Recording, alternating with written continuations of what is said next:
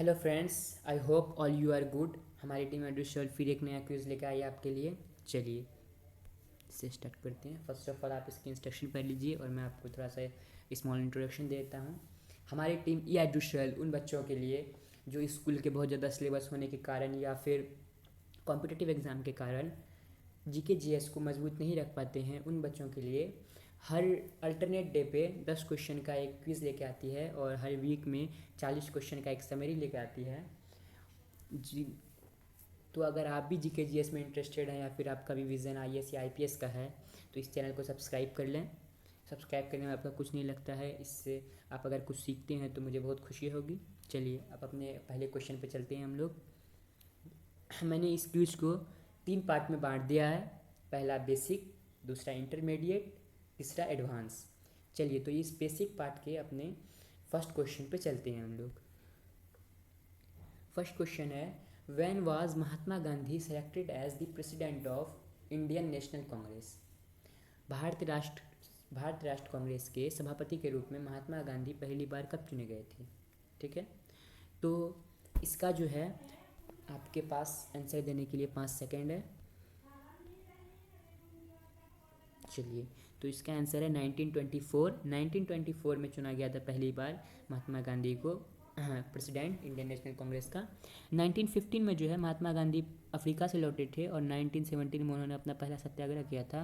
इसके बाद से उनका लगातार ये बढ़ता स्टेटस बढ़ता चला गया और 1924 में फाइनली इन्हें चुन लिया गया as a president of Indian National Congress.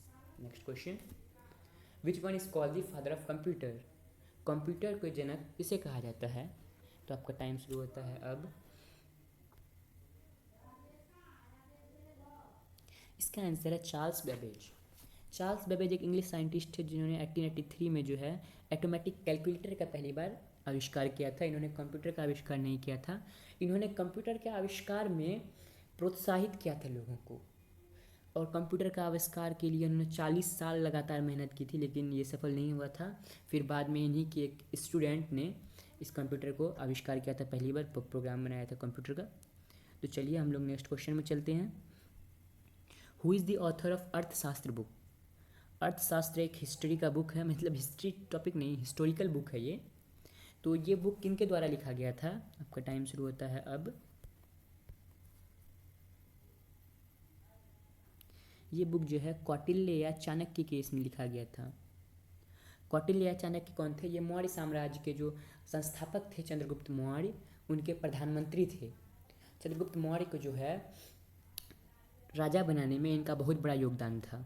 ठीक है, इनकी बुक जो है अर्थशास्त्र वो उसी टाइम का जो डिस्क्रिप्शन देती है, मौर्य वंश का जो टाइम पीरियड था उसी का डिस्क्रिप्शन देती है ये। चलिए तो अपने नेक्स्ट क्वेश्चन की तरफ चलते हैं। तो when was the first battle of Panipat fought. Panipat की जो पहली लड़ाई थी वह कब लड़ी गई थी? तो आपका टाइम शुरू होता है अब।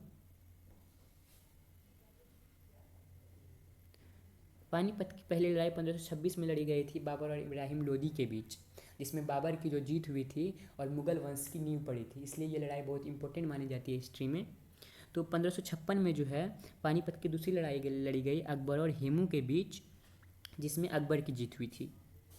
ठीक है, और 1761 में फिर पानीपत की तीसरी लड़ाई लड़ी गई अहमद शाह अब्दाली और मराठों के बीच, जिसमें अहमद शाह अब्दाली की जीत हुई। और 1576 में आपको नॉलेज के लिए बता देता हूँ, हल्दी घाटी का युद्ध लड़ा गया था अकबर और महाराणा प्रताप के बीच। चलिए तो हम लोग अपने चौथे क्वेश्चन की ओर चलते हैं। अब आ गया है इंटरमीडिएट लेवल। यहाँ से आपको उस क्वेश्चन के लेवल से थोड़ा हार्ड क्वेश्चन मिलना शुरू होंगे। तो नेक्स्ट क्वेश्चन है पांचवा question, what is the other name of Mahabharat. Mahabharat एक इपिक है, एक काव्य है, तो इसका अन्य नाम क्या है? तो इसको आंसर करने के लिए आपके पास 5 सेकेंड का टाइम शुरू होता है अब। या इसका अनदर नाम जो है वो जय संहिता है। जय संहिता को महाभारत कहा जा सकता है, महाभारत कहा जाता है। ठीक है, तो ये महाभारत एक बहुत बड़ा इपिक है, रिलीजियस इपिक है। ठीक है, जिसका वेद व्यास ने रचना किया था। चलिए तो हमें अपने नेक्स्ट क्वेश्चन की ओर चलते हैं। In which continent there is no permanent existence of human. मानव का स्थायी निवास किस महाद्वीप में नहीं है? तो चलिए आपका टाइम शुरू होता है अब।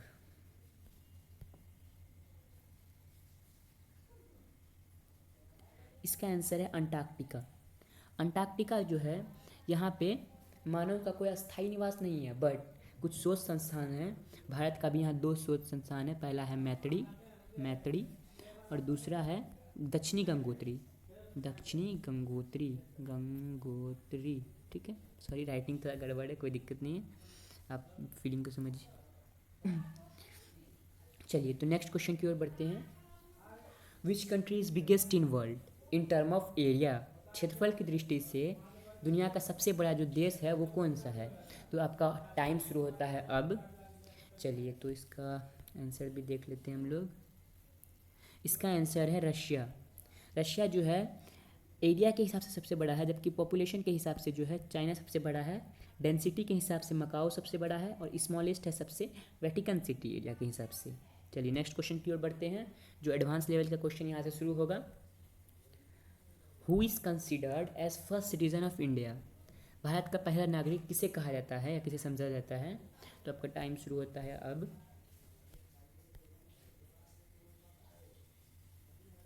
इसका आंसर होगा प्रेसिडेंट। प्रेसिडेंट को फर्स्ट सिटीजन समझा जाता है। प्राइम मिनिस्टर और वाइस प्रेसिडेंट को सेकंड सिटीजन समझा जाता है, जबकि हम लोग जो है हम लोग को थर्ड सिटीजन समझा जाता है, ठीक है। चलिए, तो हम लोग इसके नेक्स्ट क्वेश्चन में चलते हैं अपने। Which period of India considered as golden period of India? India के जो है गोल्डन पीरियड, स्वर्ण युग, किसे कंसिडर किया जाता है? चलिए, आपका टाइम शुरू होता है अब।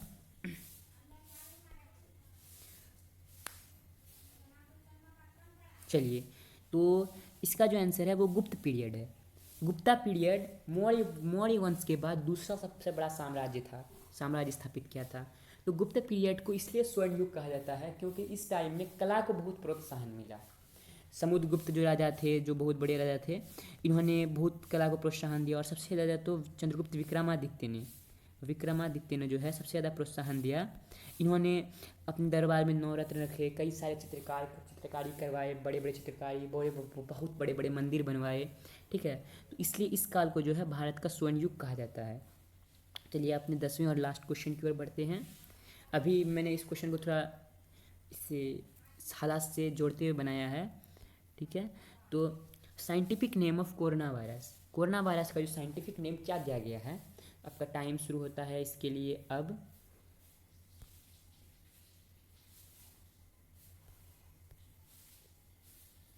ठीक है, तो साइंटिफिक नेम कोरोना वायरस को SARS-CoV-2 दिया गया है और इसका फुल फॉर्म है severe acute respiratory syndrome corona virus 2 इसलिए कहा गया है इसको क्योंकि जो है ये कोरोना वायरस का सेकेंड म्यूटेंट है। फर्स्ट म्यूटेंट 1960 में पाया गया था। ये सब इंपॉर्टेंट क्वेश्चन है जो आपको मैं इस क्वेश्चन के अलावा बता रहा हूँ। मर्स जो है इसी का एक दूसरा फॉर्म है middle east respiratory syndrome. Ebola भी एक वायरस है। NCOV-2 शुरुआत में इसको दिया गया था नाम नोवल कोरोना वायरस 2, बट उसको फिर हटा दिया गया। चलिए, तो इसके साथ में अपना ये क्विज ख़त्म हो गया है। जो आपका मार्क आया है उसको कमेंट सेक्शन में लिखना ना भूलें। अगर आपको ये क्विज अच्छा लगा हो तो कमेंट इसको जरूर करें और चैनल को सब्सक्राइब कर लें। चलिए, तो हम लोग इस फिनिश करते हैं, फिर मैं आऊँगा एक क्विज के साथ। Thank you.